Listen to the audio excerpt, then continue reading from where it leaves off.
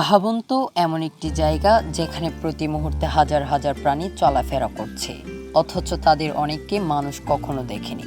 দক্ষিণ আমেরিকার বিস্তীর্ণ এলাকা জুড়ে ছড়িয়ে থাকা আমাজন পৃথিবীর সবচেয়ে বড় রেইন ফরেস্ট।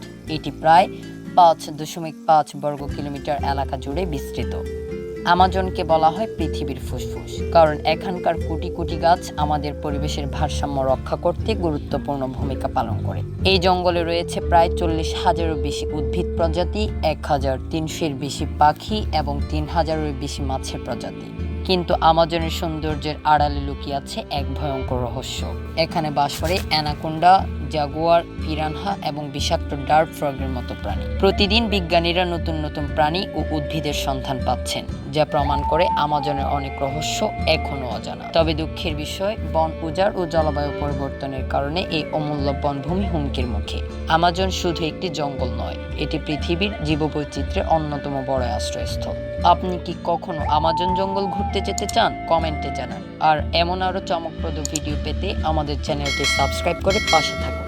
ধন্যবাদ।